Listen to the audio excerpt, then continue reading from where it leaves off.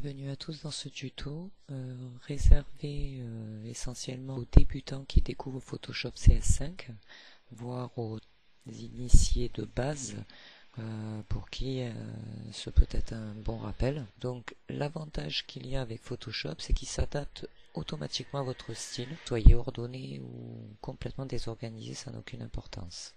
Donc une fois que vous avez démarré Photoshop, en fait, et que vous vous retrouvez avec votre espace de travail, on va voir ce qui le compose. Donc ici, fichier, édition, images et tous ces onglets là sont en fait des menus de chaque commande. Donc quand vous cliquez sur fichier, vous avez toutes les commandes qui concernent le fichier. Ouvrir donc un nouveau document par exemple,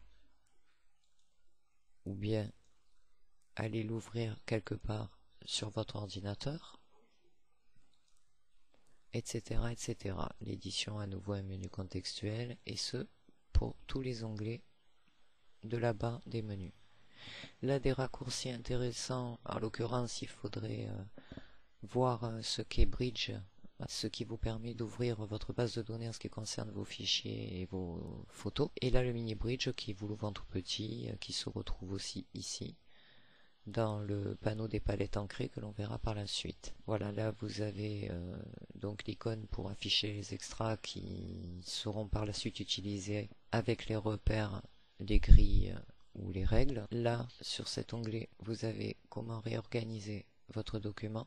Toujours pareil, quand vous cliquez sur la petite flèche noire, il vous montre donc déjà sur le mode que vous êtes. Ensuite, nous avons toujours dans cette barre des espaces de travail que Photoshop en fait a préparés, qui sont adaptés à différentes utilisations de Photoshop.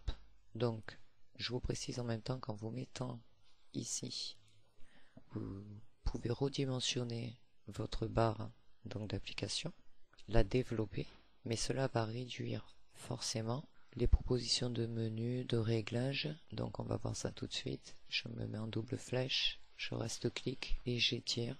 Et là, vous allez voir que, hop, une fois que j'ai tout développé, j'ai bien mes raccourcis ici, mais j'ai en fait maintenant ma barre de menu dessous et ma barre d'options sur une troisième ligne.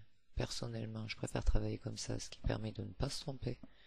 Ça vous permettra bien évidemment de pouvoir changer les paramètres de l'outil que vous utilisez, puisque regardez bien cette barre lorsque l'on change d'outil, par exemple la baguette magique, ce ne sont plus les mêmes options qui vous sont proposées. Vous voyez là par exemple qu'il y a deux possibilités, le point noir indiquant l'outil que vous utilisez, et si maintenant vous voulez utiliser l'autre outil, vous suffit de cliquer dessus et vous voyez qu'il prend la place. Mais chaque outil avec une petite flèche noire à côté comporte plusieurs fonctions. Donc notez ça quelque part, c'est important. Donc nous avons vu les raccourcis, la barre d'application, on va voir ça maintenant, la barre des menus, la barre des options et le panneau qui regroupe par thème tous les outils que l'on va utiliser selon ce que l'on veut faire. On va aller voir donc ici cette barre d'application. Les indispensables, c'est ce que l'on utilise le plus couramment, hein. Bon.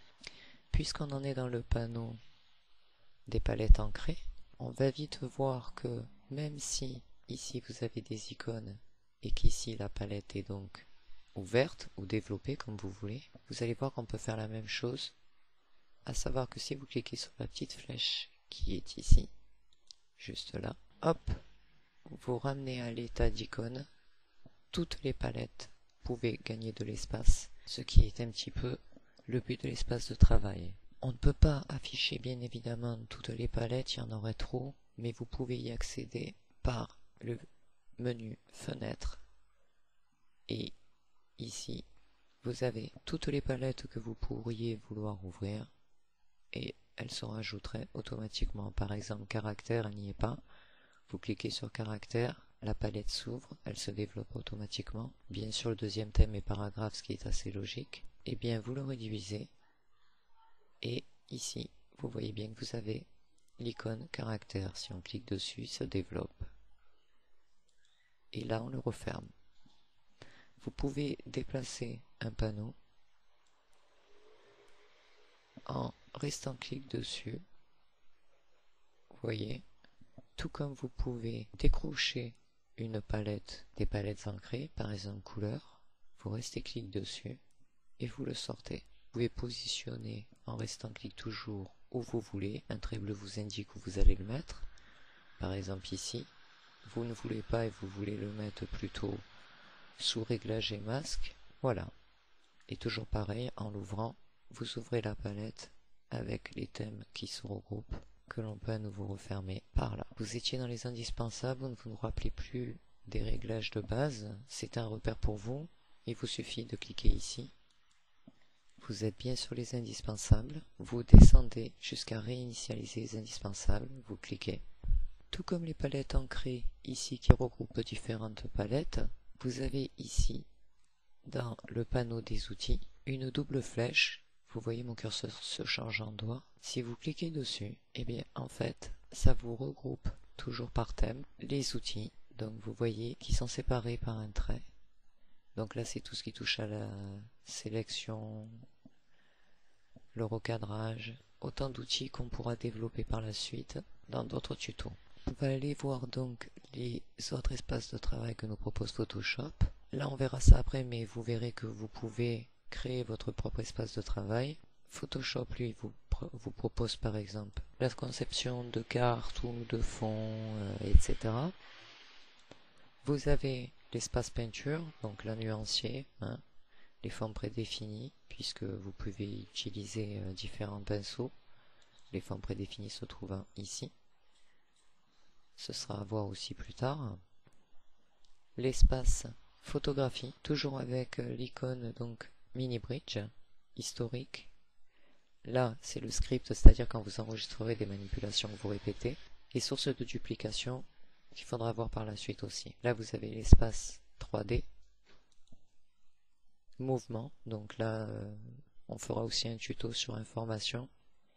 Et donc, pour ceux qui auraient commencé à s'initier sur CS4, se mettre sur nouveauté de CS5. Et l'avantage, c'est que lorsque vous allez dans la barre donc des menus, si vous cliquez par exemple sur Fichier, dans le menu contextuel se mettra en bleu tout ce qui est nouveau par rapport au CS4. Édition, c'est pareil. Image, vous avez au niveau des réglages des nouveautés. Le calque, non, etc., etc. Donc, vous voyez ici, par exemple, la nouveauté. On voit bien fenêtre 3D qui se trouve ici. Voilà. Nous avons bien forme qui se trouve ici. Forme prédéfinie qui se trouve ici. Voilà.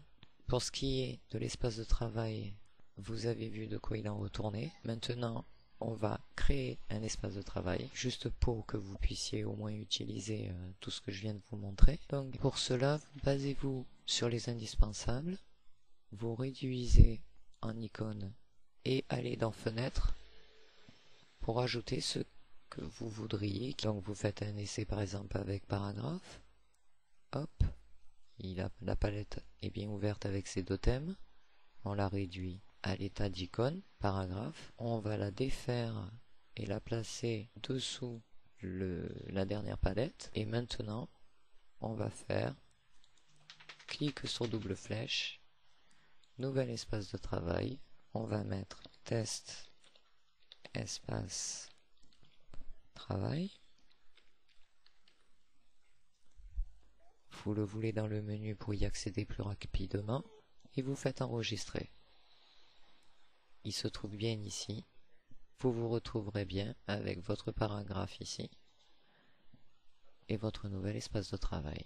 L'intérêt est que ce soit confortable pour vous. Pour finir, une petite précision concernant l'ouverture et la fermeture des sessions de Photoshop, à savoir quand vous l'ouvrez ou le fermez. Lorsque vous l'ouvrez et que vous allez créer quelque chose, vous allez utiliser divers outils ou divers paramètres. Et bien lors de la fermeture de cette session, quand vous voudrez retourner sur Photoshop, à la réouverture de la session, il aura gardé exactement les mêmes paramètres que lors de la fermeture. Si par exemple vous aviez une couleur sur votre premier plan, eh bien, à la réouverture de Photoshop, vous vous retrouverez à nouveau avec la même couleur ici. Donc c'est à vous de réinitialiser par exemple la barre de vos outils ou même de votre espace de travail si vous l'avez modifié lors de votre dernière ouverture de session et lors de votre dernière création. Voilà, mais écoutez, je pense qu'on a fait le tour là concernant l'espace de travail. Je vais essayer de créer une autre série de tutos pour faire une playlist consacrée aux débutants et ainsi pouvoir continuer à évoluer dans Photoshop CS5 par exemple en gardant le même espace de travail, à savoir celui que l'on a créé ensemble. Voilà, il me reste à vous inviter à visiter ma page YouTube Virginie Léa Foul. Vous y trouvez mes tutos et vous avez aussi par exemple ma page Facebook qui est publique et où vous pouvez trouver mes créations et différentes informations. Voilà. Sur ce, je vous dis à très bientôt pour un prochain tuto.